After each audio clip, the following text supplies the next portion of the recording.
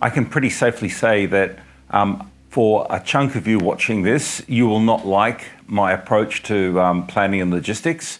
And I've realized that there's a real spectrum in adventure riders. So for example, if you take those three Victorian KTM 690 riders that I met, they would be what I call more on the free form side of adventures. When I met them and I said, "Where are you going?" They just said, "We're just heading north and we're going exploring," which is great, but I'm on the opposite side. I'm probably bordering on OCD when it comes to planning and preparation.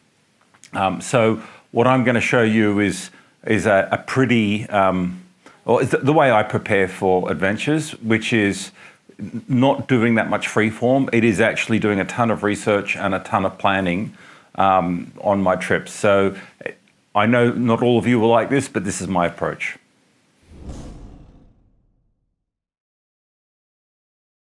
In this part, I'm going to just talk about how I research and put together the route for a trip like the Flinders. So to start off with, I tend to reach out into the communities first. So I joined South Australian Adventure Bike Riders. You can see got 4,000 members, and no one will know the Flinders better than these guys. And what I did was I reached out to them and I just did a posting, asked them for some information.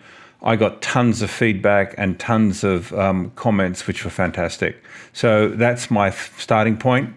I also tend to go into the files. So most of these Facebook forums, they've got places where people upload GPX files. And so I will go through and download those files. Now, some of them will be clear from the name, but like Woodside Loop, I've got no idea what the Woodside Loop is. So often it's a case of downloading them. And then once they're down, you've got to just have a look at them. Now, I use for my mapping Gaia GPS, and it's just fast and it's easy. And I'm going to show you how I organize Gaia GPS, so I can see pretty quickly exactly where that loop is, and I can tell whether that's something that I'm interested or not. So starting point is Facebook, but then two other sites that I found really good in Australia, at least, is there is this one, which is the Trans-Australia Trail. And you can, doesn't matter where you are, you can actually go through and bring up a ton of great tracks here. And for each of these, you can just sort of click in and pretty quickly navigate and see where those trails are, and you can download those GPX files. So that was another good resource. And then the other one, of course, is in Australia, it's GOAT, and GOAT has amazing trails and research. So they're my sort of three main published sources for tracks. And then the last one is YouTube. So I searched here Flinders Ranges Motorcycle Adventures, and it just brings up a ton of videos of people that have published their routes. And often I won't just watch the video, but I'll actually email them as well and ask them for more information. So they're probably the main areas where I got my research from. Now, I use Gaia GPS for organizing my trips and organizing all my GPX routes, actually.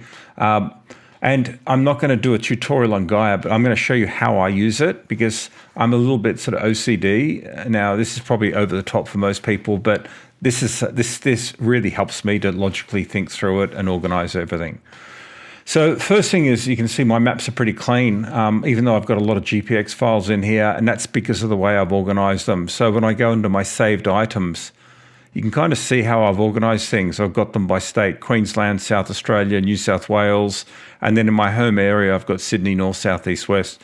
If I turn on any of these, you can start to see that it just turns on what is in those areas. So I can start seeing all of the tracks around Sydney, Blue Mountains, etc. But you can see it also gets pretty messy pretty quickly. And so that's why I tend to leave everything turned off, but everything is well organized. So if I go into Sydney West, I've got subfolders in here of the major rides. So if I want to see the cave to cave, I can click on it and bring that up. Kapiti routes, I can click on it, bring them up, etc. So first thing I'd say is it's really easy for your GPX files to turn into a dog's breakfast. So give just a little bit of thought to a structure, and it'll make filing and organizing a lot easier.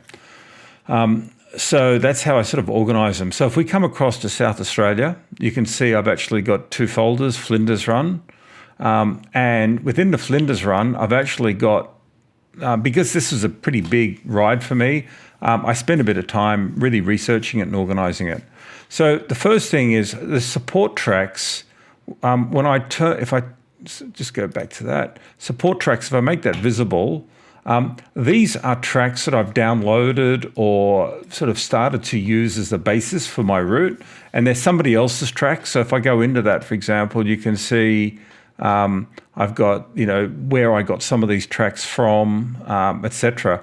So I tend to dump all of them into this sort of, I actually tend to start throwing everything into one folder first, and then it's, I might read about lookouts, for example, and I start just plotting places of interest or things I want to see along the route. And then after a while, things start becoming cluttered. So I then start creating these subfolders and organizing them.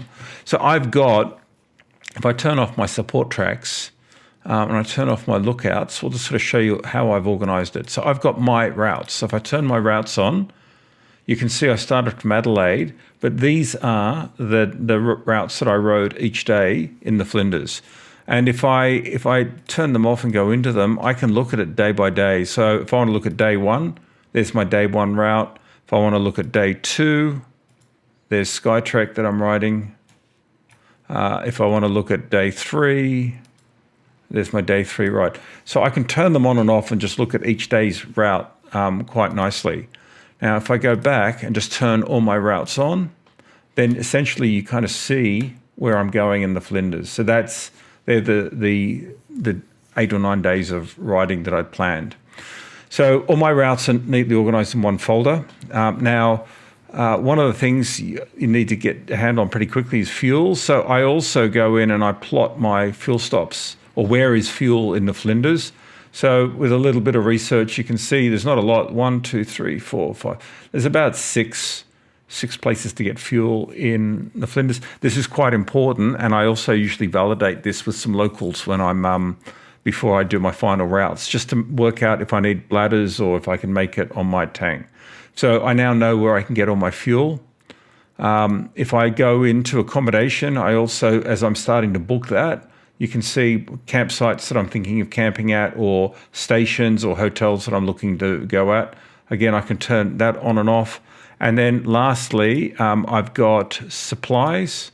So because I had about 2 days worth of food on the bike at any one time, I need to know where are the supermarkets, where could I get a feed, where are the mini shops, etc. So I had all of the different places where I could buy food plotted there, and that would also help me with my logistics.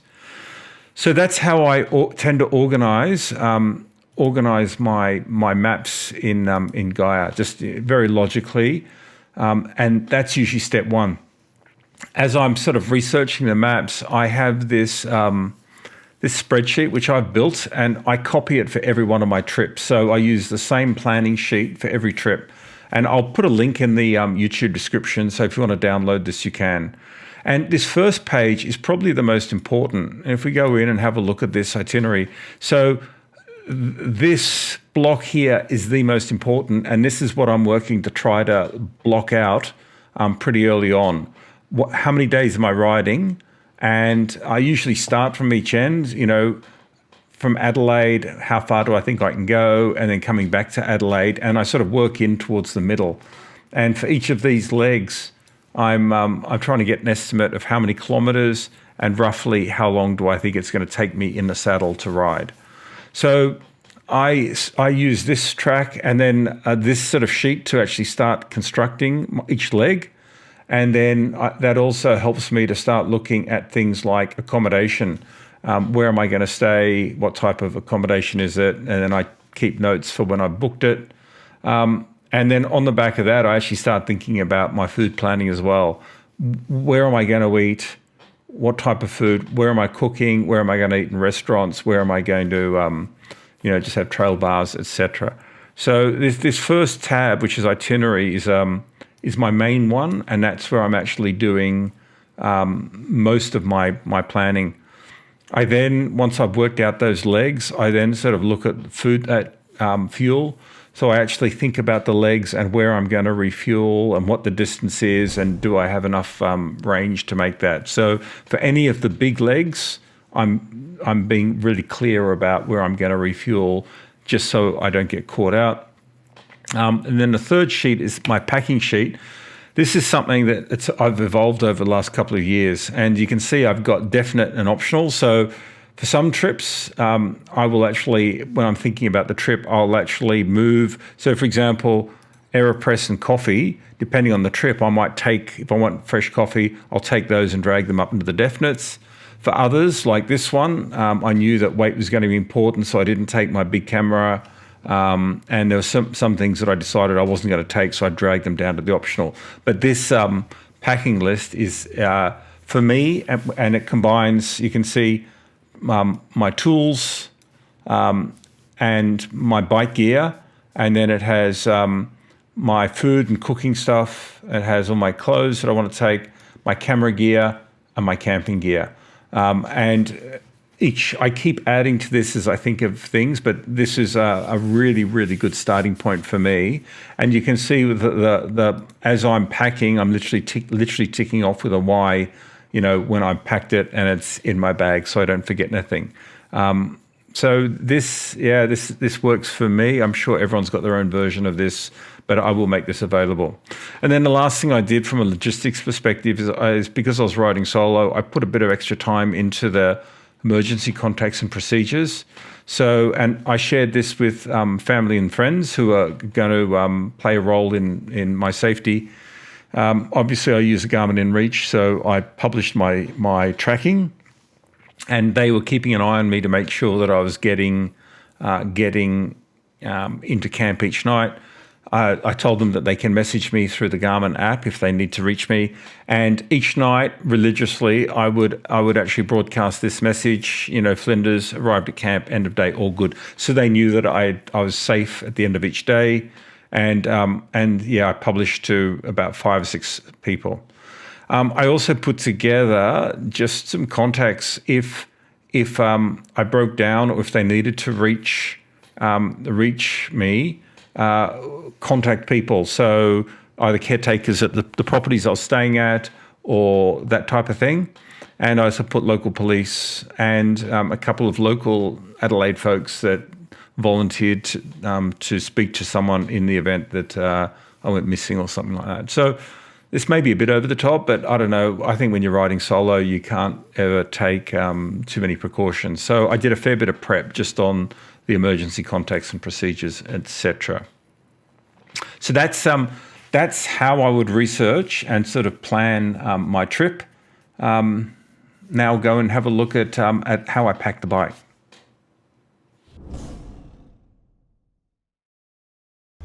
Okay, well, I've finally unpacked the bike, and I thought I'd just run you through what I packed for this trip. Okay, so we'll start with sort of tools and spares. So I've got my tool bag, and I've got it's pretty standard sort of stuff in there. I didn't take a whole lot of spares. The only spares I actually took were, let's see. Yes, I got some spare nuts and bolts for, specific sizes for motorcycles. So I've got a variety of spare nuts and bolts, and I've got a variety of fuses, spare fuses there.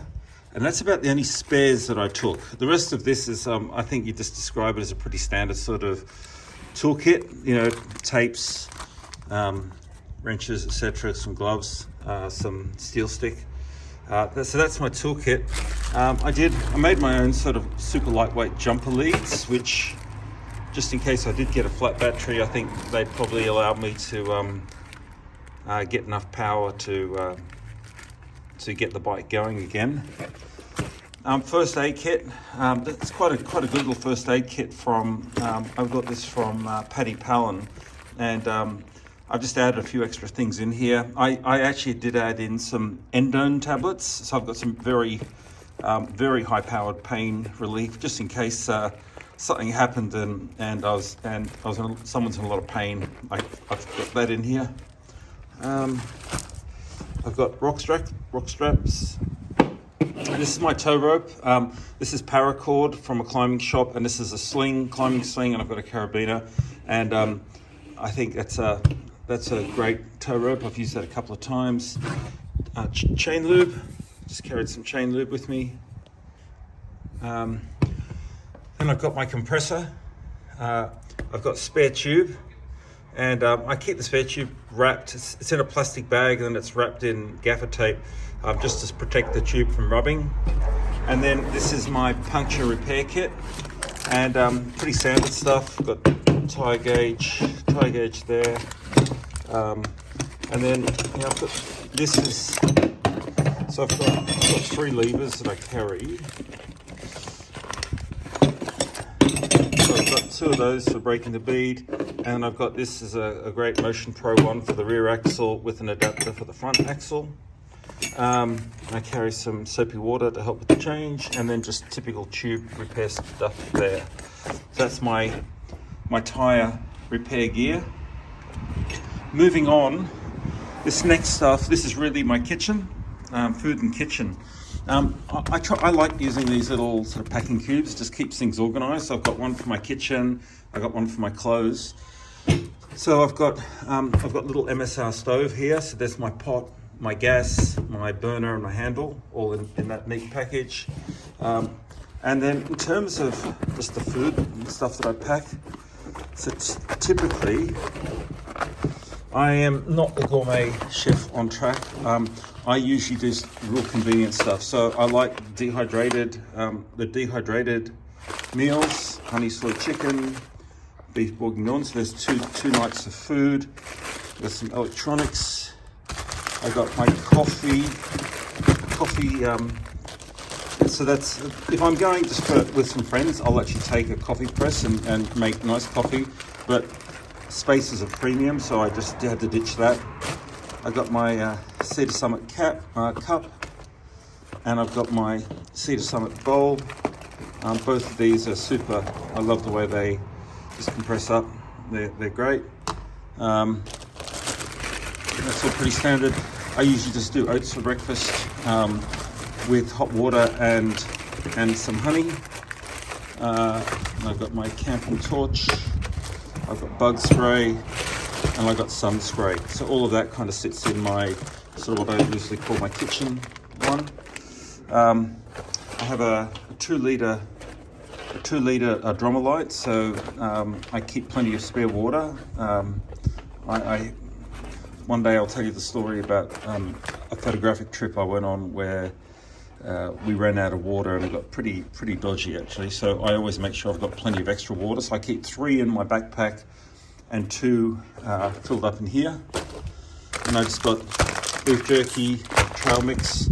I like beef jerky when I ride, and that's kind of like my emergency stuff. That'll last for years if necessary. So that's all my food and camp kitchen. Moving on to clothes. This is my clothes. So I've got a puffer jacket, which keeps me warm at night. And then I was pretty light on for clothes. And I actually designed it so that I was going to wash my clothes twice through my trip.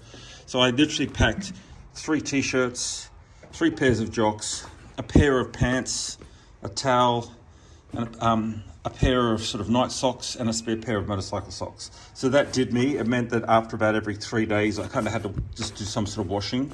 And then I had a comfy pair of shoes for around the campfire. So that's my clothes. And then the last category is my camping gear. So I've got a nice down sleeping bag that packs up pretty well. This is probably my favorite thing. This is my Zillow pillow or something like that. It is amazing. Some people don't take pillows, but I like a really comfortable sleeping arrangement. And this pillow, it's as comfortable as my pillow back home. It fills up with air, and it's foam, sort of foam as well. So that's fantastic. My camping pad, this is the Cedar Summit, and it's the Etherlite XT. And this thing's large, it's a really big pad and it's really thick. I tend to sleep on my side, so I want a very comfortable sleeping pad, and this is great. And it doesn't make noise. And then my chair. So I've got my camping chair, which is fantastic. And then the last part here is my tent. I've got a 2-man tent, a Nemo tent, and I do like, even though it takes a bit more volume, I like having the 2-man tent so that I can put all my gear, my riding gear stays in the tent with me, my boots and my helmet and everything like that. So I just like, and I like just having room to sit up, especially if it's a rainy day and you've got to spend a bit of time in the tent. It's nice to be able to sit comfortably. So that's pretty much what I take on a trip like the Flinders. Obviously, if I'm traveling with others, then I try to spread the load when it comes to tools and tyre gear. Hopefully they would take some of that, and that would give me more room to take a few other sort of luxuries like coffee, fresh coffee making stuff, etc. But when I had to carry it all, I had to make real choices about what was important. Anyway, I hope you found that useful.